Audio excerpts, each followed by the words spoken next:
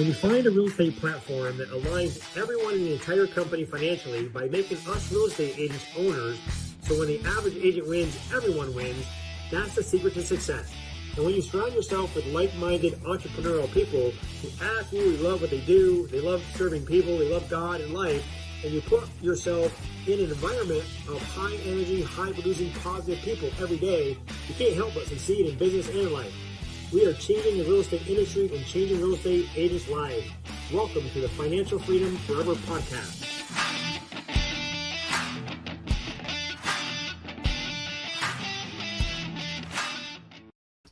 Hey, welcome everyone to the Financial Freedom Forever podcast. I'm excited to be introducing you to a business partner of mine, Chris Guercio from San Diego, California. How you doing today, Chris? I'm doing great, man. I love that intro video. That was pretty slick. Yeah, my virtual assistants take care of that for me. So they did a great job. So I'm excited to kind of hear your story. We've connected several times, online in our business meetings that we have on a weekly basis. But today I'm going to get to know you a little bit more. But what I do know is you're originally from New York, or at least practiced law in New York for 15 years, right? Yep. That is pretty cool. Born and raised. I don't know if you know this about me. I was born and raised in upstate New York myself for 40 years before we moved to state, Atlanta. Of course. Yeah. But yeah, excited to kind of hear your story. I understand you got into real estate like in 2014 as an investor and a flipper and buying rentals and such, and moved to San Diego, right, 2015, and got your license just in 2016. So not too long ago. But we're head of operations with 20 plus agent team from 2018 to 22. And it's sounds like you had a heck of a real estate career going. I know you have over 700 people in your network. So you got a heck of a business there, but hey, welcome. And thanks for joining us today. Hey, it's my pleasure, buddy. So, I gave you just a brief background. That's about all I know about you, honestly. Let's dig in a little bit and tell us a little bit more about your story. Yeah. So, my professional career, I was a prosecutor. That was my dream job that I worked my whole life to get. I was an assistant district attorney in New York. Loved every minute of it. And just got tired of being poor. The civil service life. I really loved the work. I loved what I did every day. But, I was making $56,000 a year at the time when I left there. And for some of my buddies, that was their car insurance payments at the time. So, I left and went into private practice. And, I didn't have any passion for private practice life. Like, there we were making a ton of money, but it wasn't what I wanted to be doing with the rest of my life. But I just had, what we always call the golden handcuffs, where we were making too much money to leave. And I ended up just by sheer, luck, ended up at a real estate seminar on Long Island given by a guy who's become a very close friend of mine, Than Merrill, and his group Fortune Builders. And I learned more in those 3 days than I did in 4 years of college. And I totally fell in love with it and ended up doing a whole career change. I literally went in the next day and told my partners, you have 1 year and then I'm leaving, because we had institutional clients that I had to transition. So that was a miserable year, working an 80-hour-a-week day job and then learning a whole new field on top of that. But yeah, I started as an investor, flipping houses, buying rentals, lending private money, doing all that stuff, and got licensed originally in New York because you automatically qualify for a broker's license. Now, I didn't know a damn thing. I no test, no course, no nothing. I just checked the box, paid a fee, and they were like, poof, you're a broker. So started picking up, I originally got it just so I could do my own due diligence on properties that I was rehabbing and to represent myself in transactions. But, as luck would have it, I started picking up clients organically and really enjoyed that aspect of the business. So I started to focus all of my energy and effort on that. And the guys from Fortune Builders were all based here in San Diego, and they were very smart. They kept saying, why don't you move to San Diego? And then they would have me come out in the wintertime when it was 4 degrees in New York, and I'd land here and it was 70 and sunny. So it didn't take long. Originally I was like, I'm going to live in freaking California. And then here I am 7 years later. but yeah, I hit the ground running out here. I actually started at their brokerage, which was small and was really utilitarian. They had it just because they were still flipping about 100 houses a year. So it made sense to have their own brokerage to run their rehabs through it. And I just eventually I outgrew it. So I got recruited by Berkshire Hathaway in La Jolla and was there for a little while. Wasn't what I thought it was going to be. So got recruited out of there by Coldwell Banker. And that's where I met my sponsor at EXP, Pete Middleton, and ended up joining his team. And then shortly thereafter became his head of operations. So I built out, the CRM system. I would do the hiring of agents on the team. I would do the sort of management and supervision of everybody. And then I ran a lot of Pete's own personal deals. So I would be second agent on all of those, and I would pretty much run them all the way through closing so that he could focus on being the rainmaker and generating more business. Doesn't he have a big luxury business?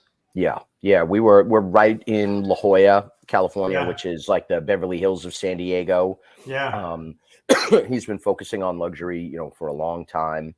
But we did stuff all over the county. So, I mean, I sold, a couple places for 500 grand all the way up to 5 million and up. So, and then it was kind of funny that he had a non-compete with Coldwell Banker that when that expired, everybody came out of the woodwork at us, throwing money at the team saying, come over to our brokerage. And, Compass actually had offered us well into 7 figures to move the team there. So we took it seriously, but as I'm sure many people have discovered, Compass they tried to do a very shady thing with us where they kept saying it's only a 2-year non-compete. And I think I'm one of the few agents that actually read the contract cover to cover. Yeah, that's your attorney background there, making sure. Exactly. And what I found in there was an additional 3-year clawback on the money. So you would burn up your non-compete, and then at the end of that, the 3-year clawback got triggered. So during that time, you're technically out of contract. If you want to leave, you got to give all the money back. So the whole 1.4, and but they're free to renegotiate your commission split at that point.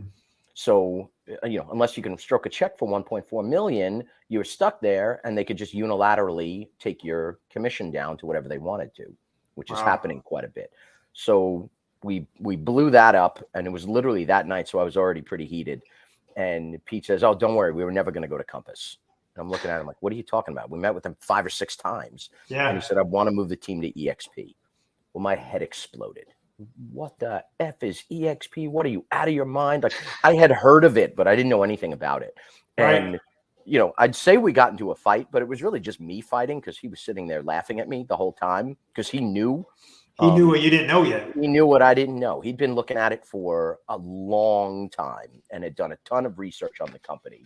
So he basically said to me, watch this video tonight. I want to know your thoughts. Let me know what you think. So it was the old school video from Gene Frederick. And I sat down with a glass of wine about this big. Now it's probably pushing 9 o'clock by the time I sit down to watch this video.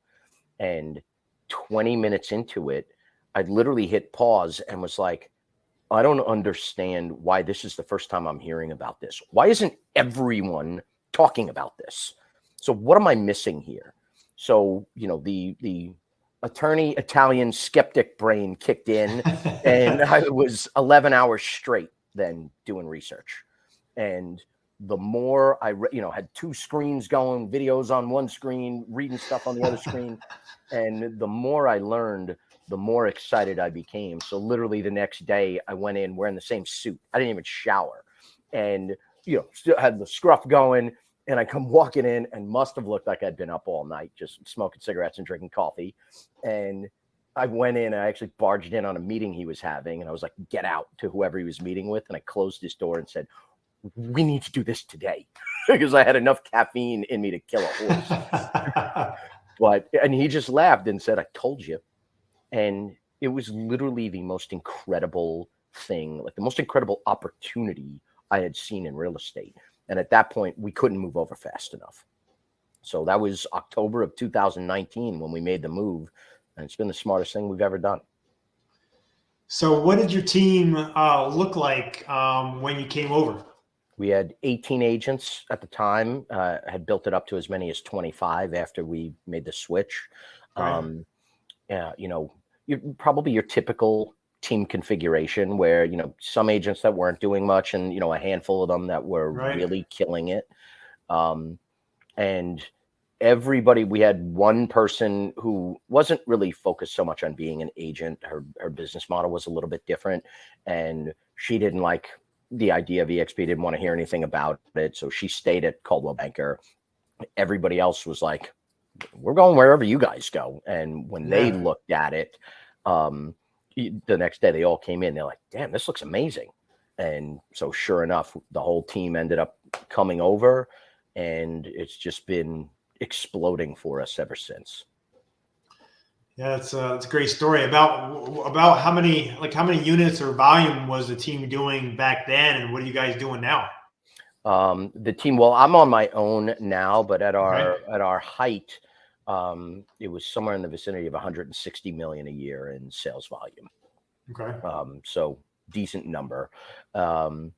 And now I'm pretty much just focused on agent attraction at this point. So I have, I have one of my previous clients who called me and was like, we need you to, I sold their house for $5 million, and they live in Scottsdale primarily, but they have houses all over the place. And then they called me out of the blue and said, Chris, we miss La Jolla. Find us something, between 15 and 20 million. Okay. So, you know what I mean? So I'll work with select clients now where Sure. it's, a whole, year's salary in one paycheck. Other than that, I refer most of my stuff out.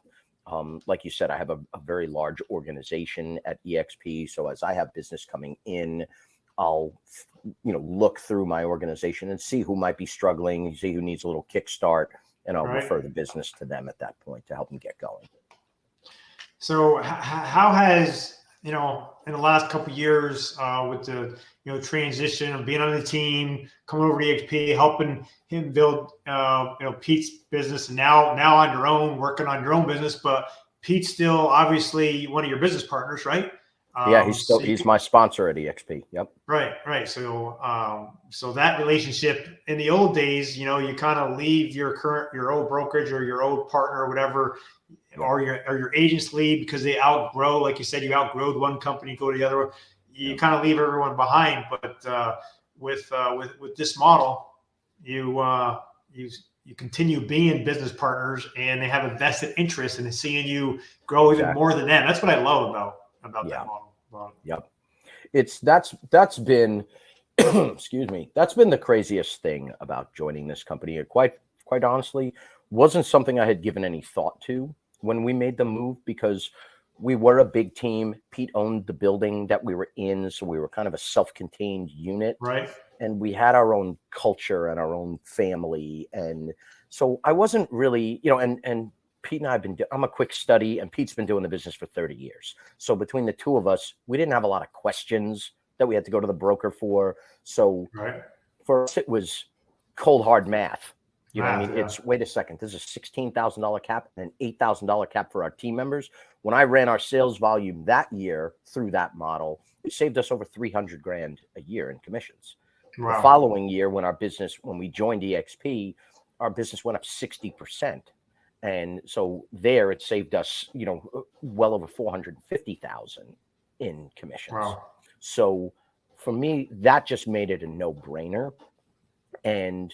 But like you said, having everybody be in financial alignment like this and have them being a part of your business no matter what, it's been interesting to see, because like I said, Pete's been in the business a long time, and he had a lot of people that were young rookies, who started with him and now have blossomed into their own monsters and having huge businesses, Justin Brennan, Scott Ryan, Bobby Martins, all these guys who are beasts in their own right. When they had left Pete's team originally, that severs the financial connection, not the friendship, but the business link. Now all those guys are back because they have their own businesses, but they're part of Pete's rev share organization. So they're all connected again financially. And that's something that has created a culture at EXP that's actually based on something real. You know what I mean? It's one thing, I was at Berkshire Hathaway and you'd go to the meetings like, we're number one. And everybody'd be like, yeah, we're number one. We have purple flyers. Woohoo. Same thing. Then you go to Coldwell Banker and they'd say the same thing. But there was actually, you start to realize after a while, we're wearing the same colored jersey, but we ain't on the same team. You know what I mean? You're just two agents who are both making a broker manager money. That's your only connection, is it's flowing up to the same place. Between us, there was no connection. And in fact, those people are typically more competition because guess what? They're showing up with your same listing presentation. They're showing up with the same resources and tools for the clients. Then it's just differentiating between how the two of you do business. Right. At EXP, it sort of eliminates that, where, I've got, like you said, around 700 people in my group who are all, they're not part of my business. They are my business. Right. So I'm pouring into them all the time. Like, it does become a family. You are connected. So the connection between the agents, it is based on something real, not just some stranger I don't know telling me you guys are number one because you're at Coldwell Banker or wherever you're located. All of that was just sort of fake fluff. This is a real community with a seriously binding culture. And it's become arguably my favorite part about the whole company. Well, when it comes down to it, I mean, we're changing real estate agents' lives. No question about it. If it's helping, you might help someone on your team in the past, or your friend or colleague, because you want to be nice. But are you going to take a call at 10, 11 o'clock at night? Are you going to get up at an extra early on Sunday morning because they need some help? You're not normally doing that, but with this model, you want to do it. You feel, you know their kids' names, and that what you're building is going to change. Maybe pay for their college education. Eventually change their lives. So I get exactly what you're saying. Yep. So how has your life really changed as far as and your mindset of going to work? I mean, it's funny, you listen to your story about going to school and becoming an attorney, doing exactly what you thought you wanted to do, and then getting into a partnership and then deciding, hey, that's not a good fit now either. You never probably thought real estate was going to be it, but what is Look, I went from my life is unrecognizable from the path that I started down. And to me, what's so fun about it is the DA's office. That's what I wanted to do my whole life. And I loved going to work every day. I worked 7 days a week. And, oftentimes I would get out of the office at midnight and then have an hour drive home after that.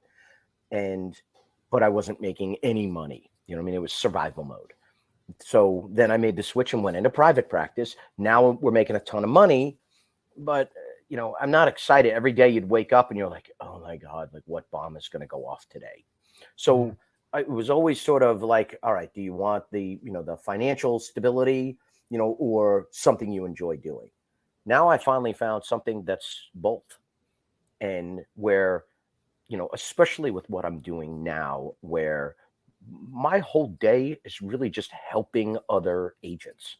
And, having spent hundreds, if not thousands of hours, getting training, watching videos, learning, putting together a playbook of strategies that work to thrive in this business. And, now it's sharing that with people all day, every day. So, I used to have to wear a suit and tie every day. Now I'm in the new uniform is long sleeve t-shirts and my EXP swag. What I mean? It's, and the crazy thing is I probably work more hours now than I ever have in my entire life, but I don't feel like I work ever. And that's been the most fun, is that, and I drive my poor girlfriend crazy because, I never shut up and I talk a million miles an hour, and, she could do the EXP pitch as well as anybody now, because she's heard me do it, thousands of times.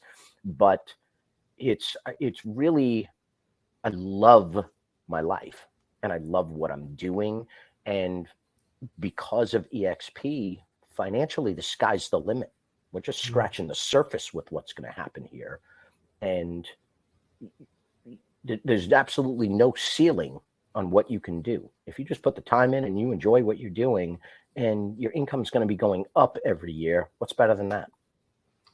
Yeah, no, I hear you. It's pretty exciting to watch your business grow and help the people that want to change their real estate business and their family's lives. Watch and help them grow as well. It's pretty cool.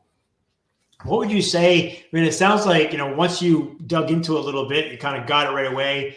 But what do you say to the people that especially maybe your friends or old broker friends of yours? They're comfortable. They're happy where they're at. Maybe they might have their own company or they work at a company. They're doing well. They're treated well. And maybe I hear it all the times. Hey, I got another 5 years. I've been at this company for 30. I'm not making a change. What do you say to someone like that now, knowing what you know now?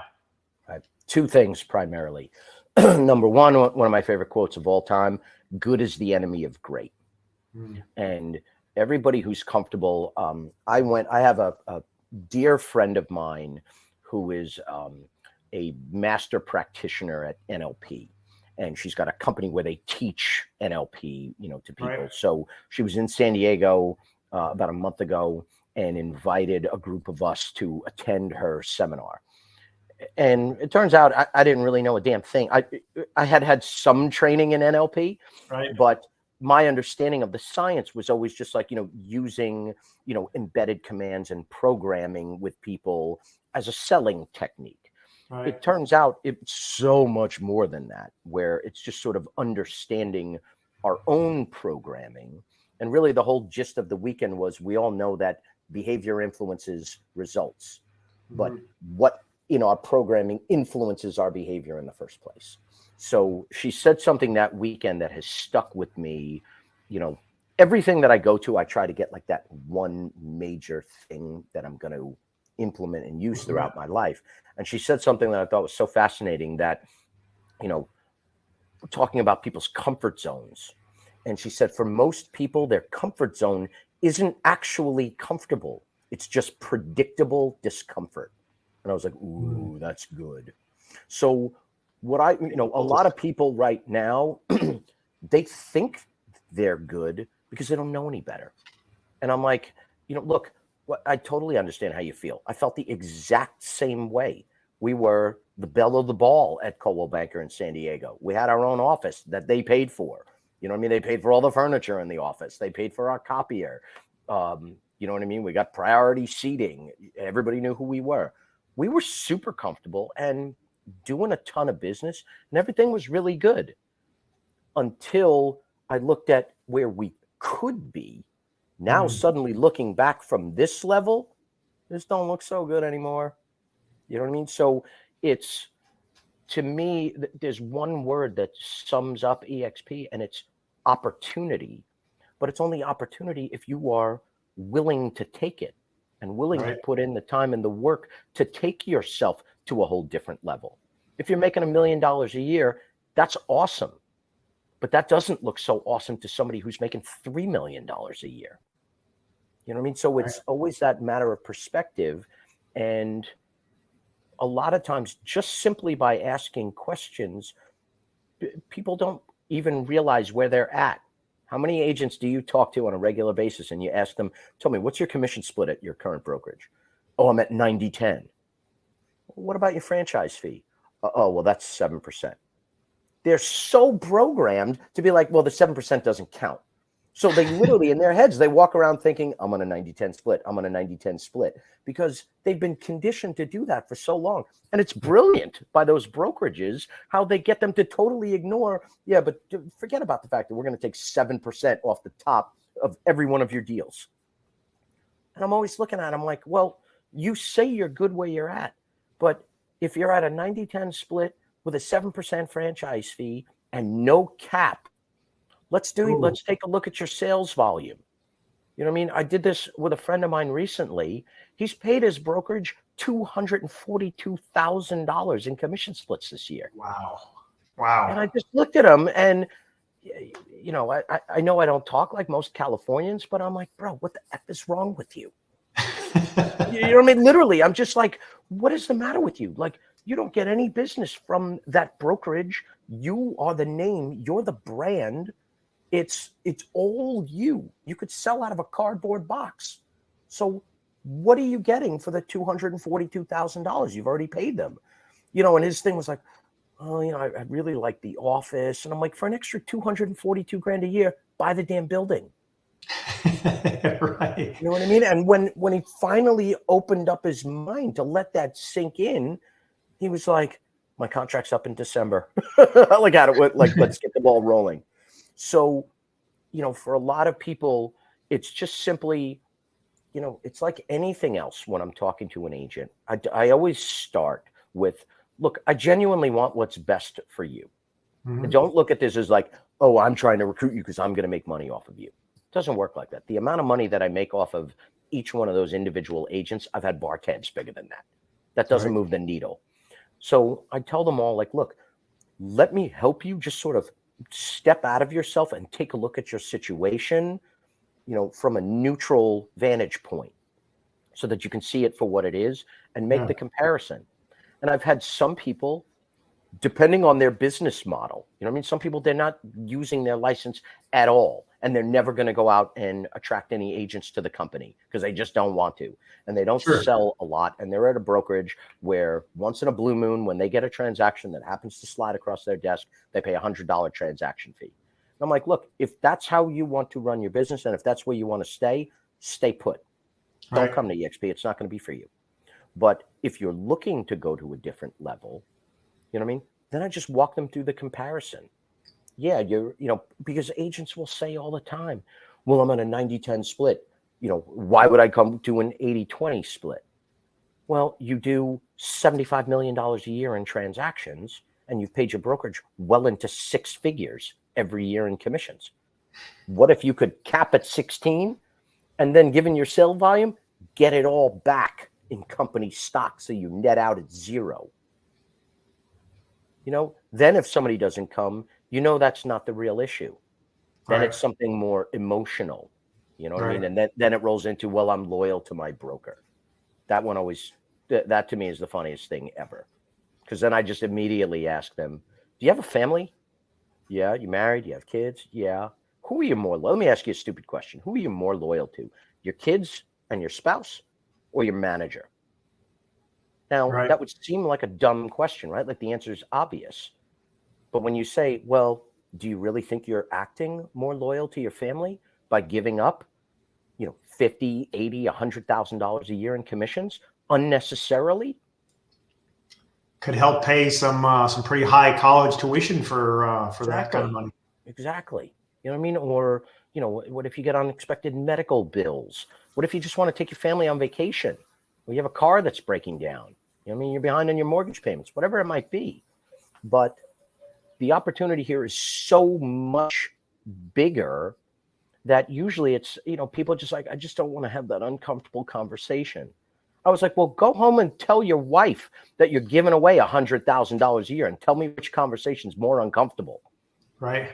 You know what I mean? So it's really just, you know, what I try to do is tell people, look, I'm not going to push you to make any decision you don't want to make. But as your friend, what I'm not going to let you do is just ignore it without taking a look at it. You know what I mean? Take a look at what you're giving up. And most of the time, that's all it takes. That's what Pete did. He didn't try to push it on me. He's like, go home and watch this video and let me know what you think. And I saw it on my own in seconds. As soon as I heard the $16,000 cap, I was like, sign me up. Why would we be any place without a cap? If you're a producing agent, it's ludicrous to a numbers guy like me why you're staying there. And don't what do they call that? Financial malpractice? It really is. It really is. And then you get, oh, well, you know, I'm at Sotheby's. It's a luxury brand. No, it isn't. You know what I mean? Like, I look at it. This is what I tell people all the time. When you go to buy a car, you know what I mean? And you're buying directly from, you know, Mercedes or Porsche or Ferrari. You're going there because you know they make a quality product. Right? But in real estate, the brokerages, they don't make the product that they're selling. So I always ask people, would you care what used car lot you bought your Porsche from? No. So nobody gives a damn what brokerage is listing the house. It comes down to the agent and the work that the agent does and the skill that the agent has. And, every time somebody tells me, well, such and such is a luxury brand, I'm like, well, let me ask you something. Tell me about your interview when you got hired there. What were the criteria to get in there? And they sort of look at me like, what are you, crazy? Like, what do you mean? I'm like, the only criteria were that you literally not completely implode during the interview, but just don't be a complete moron. And then all you need is a real estate license and a heartbeat. And nowadays, this one's probably negotiable. So there's no criteria to get in. So there's nothing special about the collective group of agents at any brokerage. You look at it in terms of what opportunities is this place going to give me? The agents make the brokerage, not the other way around. So what is it, what are they going to put in front of me to help me blow up my business and to help me grow, where I'm just going to take those things and run with them in my business? And that's to me, that summed up EXP in a nutshell. Glenn it was the funniest thing I ever heard him say when, here's a guy who's a billionaire and he's got the most explosive, most talked about brokerage on the planet. And when people were talking about our original logo, how ugly it was, that splotch thing, he's like, guys, what do you want from me? Like, I started this company in Winnebago and I paid $15 for the logo. It was the funniest thing I ever heard him say. And it literally, he's like, and he built it into a multi-billion-dollar company by not focusing on fluff nonsense that doesn't translate into dollars. You know what I mean? We don't care what your flyers look like. You could spend 6 hours making the most beautiful flyer on earth. I'm going to spend 15 minutes, make a flyer and get it into 1,000 people's hands. Who do you think is going to do more business? Exactly. There's no question about it. Well, I mean, some of the, the quote unquote luxury brands, they've done a good job over the years trying to brand that to go after that niche market. And they kind of, and they get the agents to really, believe that's where the business has come from. And maybe if you're a brand new agent and you haven't sold anything at all, and you don't have any track record whatsoever, that name brand might help you get started. But look, Andre, I could tell you firsthand. Look, I experienced it and I lived it because that's how I thought. Okay. You know what I mean? What was the catalyst for me leaving the small brokerage that my friends owned was, they didn't advertise the brokerage at all. Like, they just were running a ton of rehabs through it. So they didn't, the brokerage was not a profit center for them.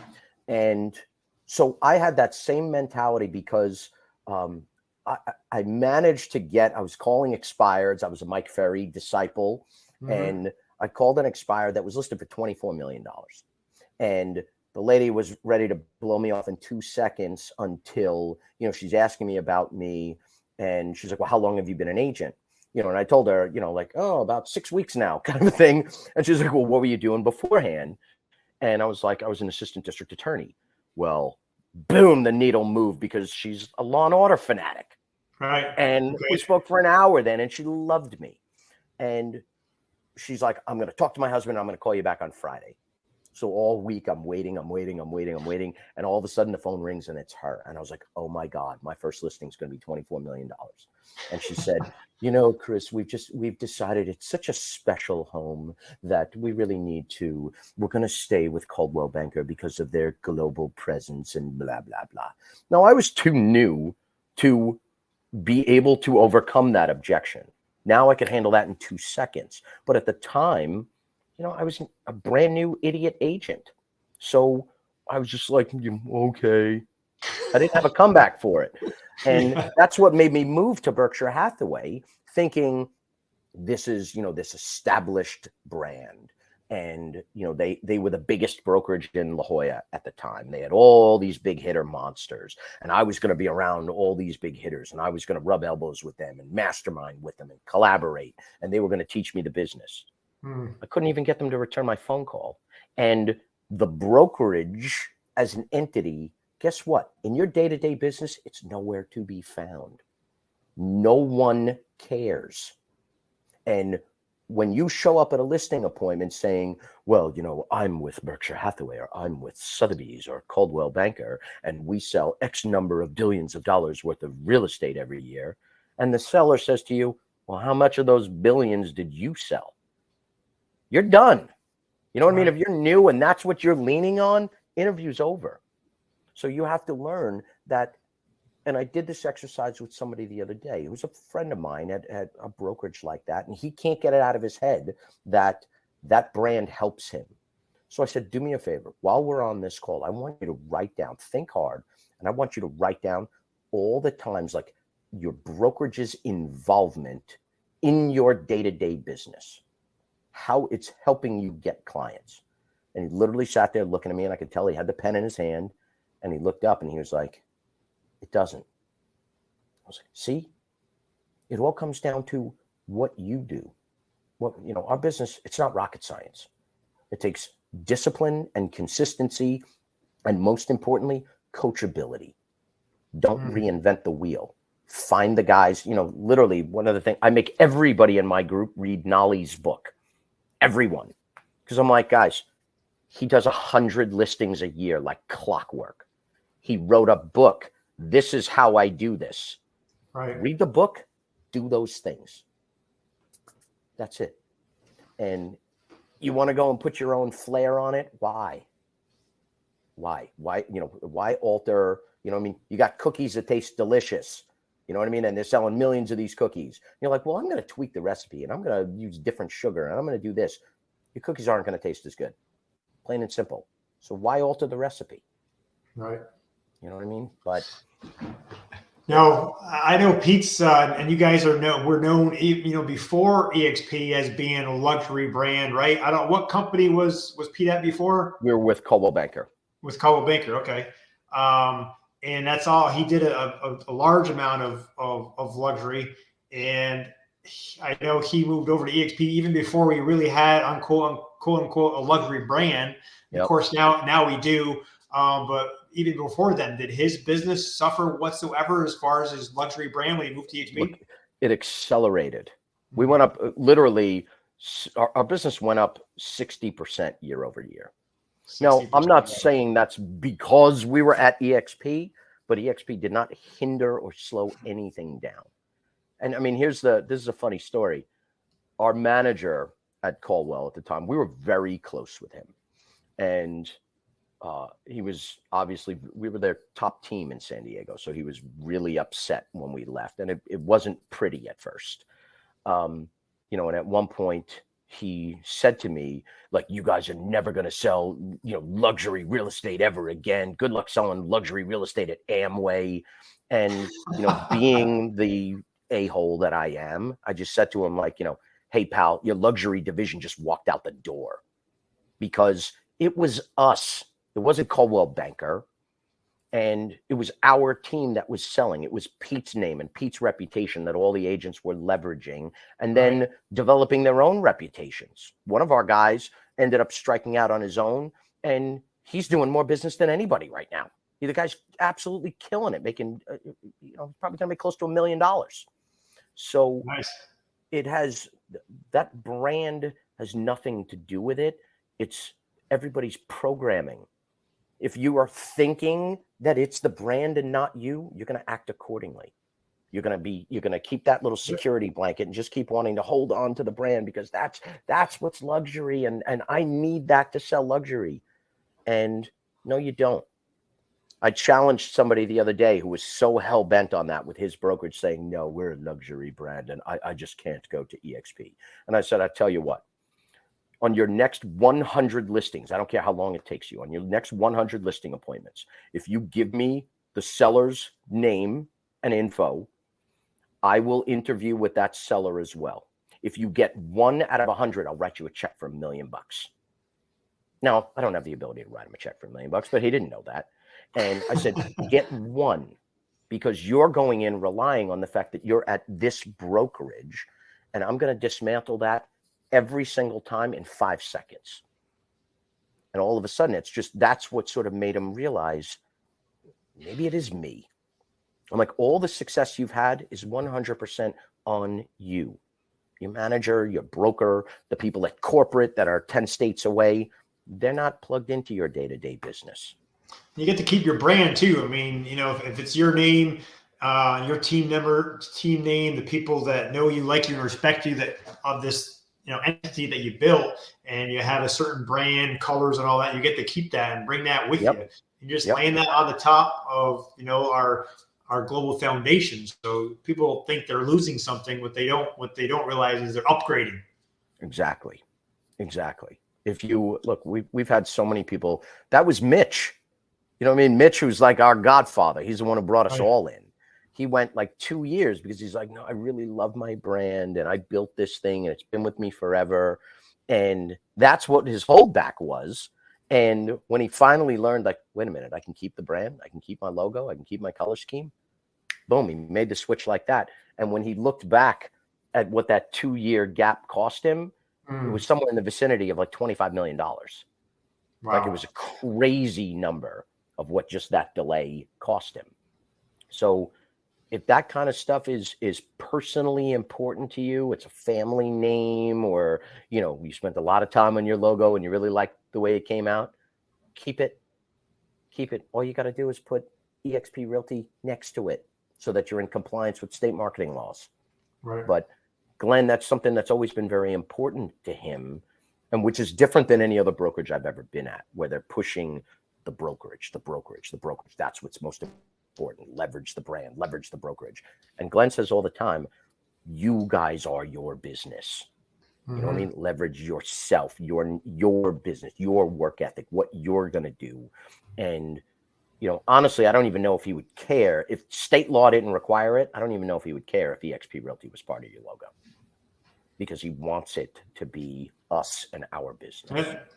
Well, he's been there. He was an agent himself, right? And owned, you know, his own market centers, and he's been through what we've been through and wants to see everyone win.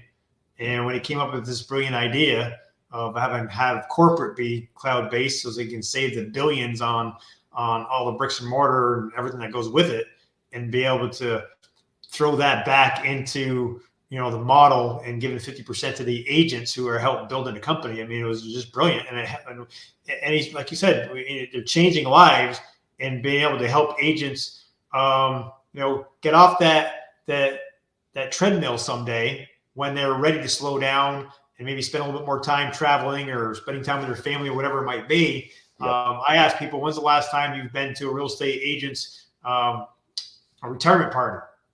Never. It's called their funeral. Yeah. Right. They don't retire. They didn't. Most of them don't. How many, of the blue-hairs do you see like barely walking around at your realtor meeting? And it's like, that they'd like to be chilling at home at this point, but they can't. They have to keep going. Whereas this sets it up where you live the kind of life you want to live. You know what I mean? We used to have this.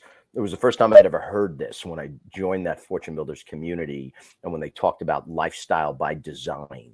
Right. I never really knew what that meant because, I was working 80 hours a week out of necessity at that point. That's what the job demanded. Yep. Now, I just find myself where, I'll be sitting there at night, like just with a pad in bed, and I'm sketching things out of ways that we want to evolve and additional offerings that we want to give to our agents, and, just great ideas for trainings and stuff like that. And, that's sort of always like on your own time, but it's what I really enjoy. Mm-hmm. And we turn it into something lucrative. So you're right. It's getting to live the life you want to live, whatever that looks like, at whatever level that is. Yeah, this ASP is making real estate fun again, and I know it's just a true fact because it's I hear it every day from a lot of the people that are in my business, in my network, that's been an agent a long time, and we really brought them back to life because they're having so much fun in the collaboration and of course, the multiple ways of earning more income and helping with a retirement plan is just, all the icing on the cake. Yep. Where do you see yourself in 5 years, Chris? Probably doing the exact same thing I'm doing now, except with more VAs. It's it's to my girlfriend's detriment. I don't know how to relax anymore. I've been working at this pace for so long that, like, if I take a day off, I'm just kind of like twitching and rocking back and forth and thinking about all the things I can be doing. So, but it's the thing that's been such a wonderful, I never realized how much I enjoy like teaching. And I don't want to go down that whole path of like, I love helping people and blah, blah, blah. I tell people all the time, like, if you really want to help people, go be a nurse or a school teacher. Like, for me, I really enjoy teaching. And I'm a perpetual student. You know what I mean? I read all the time. I watch videos all the time. I'm constantly putting myself around people, like Michael Reese and Connor Steinbrook and Mike Sherrard. Like, these guys, right. I think I'm a smart guy until I'm standing around one of those astronauts and I'm like, oh my God, I'm a Neanderthal. So, but I've learned so many things. So it's, you go back to Richard Branson where he says, like, if you're the smartest person in a room, get a better room. Right. So I'm always trying to, and that's what I really love about this company is it's attracting those types of people. So for me, it's doing the same thing that I'm doing now, just bigger in 5 years.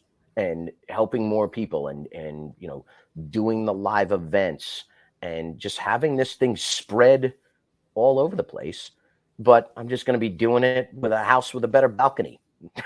You know what I mean? Like, but Exactly. I really achieved a point in life where it's like, I like waking up every day. I'm really excited about, that's what really drives me is opportunity. You know what I mean? We had a random call happen the other day that was just putting a lot of sort of moving pieces together. Right. And all of a sudden we're going to bring in a brokerage that has 8 agents and they have connections to like 10 other brokerages exactly like theirs that they have, like, like one big family, all the leaders of those. And they're like, they're all going to want to do this with us. So all of a sudden it's boom, there's going to be like 75 agents coming in together. Yeah, and you get to be in business with your friends and your friends' friends, and it just continues to grow. I brought in my very first Canadian, Pierre. He came over a little over 3 years ago now, and he had like 13 agents. Now he's got about almost 40 in his office, but over 400 in his network. And just in the last couple of months, they brought on a couple really top, hot, like the top Remax guy in Ottawa, and other people. And the top guys are talking to their friends. And I believe today, actually, the top agent in Remax in Quebec is coming over today. Boom. And there's like 3 or 4 other ones all coming together, and it's amazing. What's more fun than that? I know it. You know what I mean? What's more fun than that? That these are guys that would have never, like, you're in the same industry, but you're never going to be partners. Right. Now you're partners. You get to have fun. Pierre and his son Pat are putting pictures on Instagram of the guy's helicopter and going for a ride and stuff because they're now hooked up with this top dog down there. So nice. It's pretty fun. Hey, I know. Friends. Yeah, I know. I gotta upgrade my friend circle. I really appreciate taking the time today, Chris, and kind of giving us your story and your background. It was really, I enjoyed it, and looking forward to seeing you at the next live event, face to face, and of course, I'm sure in our Zooms that we have weekly with corporate and our beta group. I respect you a lot, the business that you've built, and thanks for being a big giver of your time and your talents to us, to everyone in your network. It's great getting to know you. My pleasure, buddy. Thanks so much for having me on. I really appreciate it. Last question I always ask people, if you could do it all over again, as far as joining EXP, what would you have done different, if anything? Join sooner. I don't even know how to describe it. They've exceeded every expectation we had by 100 miles. And who the hell knew what it was going to grow into? You know what I mean? And looking back now, where I was asking that question saying, why isn't everybody doing this? Turns out we were just ahead of the curve, because it went from 22,000 agents then to 86,000 agents now. So, honestly, I just wish I had heard about it earlier. And same here. I would have loved to have just gotten in really on the ground floor of it. But the beauty is we're still on the ground floor. Like, I firmly believe we're just getting warmed up. Now we're just getting started. Now we've kind of proven ourselves of being able to grow that quickly.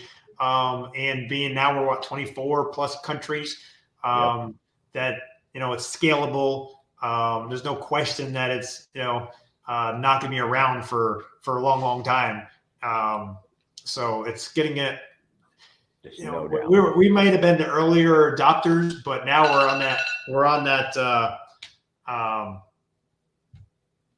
don't know what you want to call that jet ride that I don't think there's anything in the way for a long time. Look, it's a hell of a lot easier now to be talking to people about it than, I really give credit to the pioneers.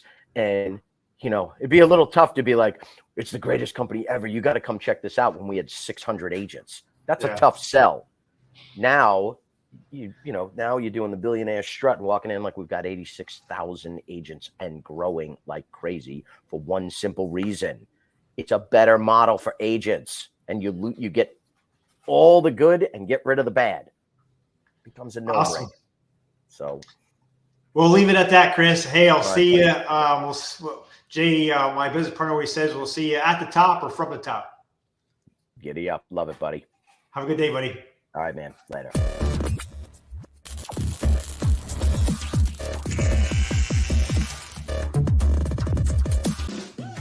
Listen to what our business partners are saying about our FFF group.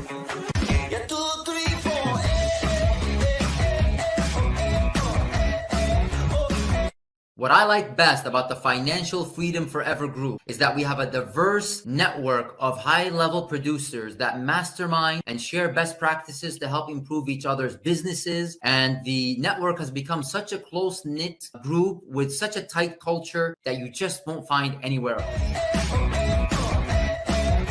The Financial Freedom Forever group's been absolutely amazing. The training, the coaching, spent tens of thousands of dollars on coaching in the past, and I've gotten more out of the last year and a half than I've gotten out of all of that. I believe if you surround yourself with like-minded people that are doing 10, 15, 20 times more than me and you put together, we all bring each other up and bring our businesses to the next level and our lives.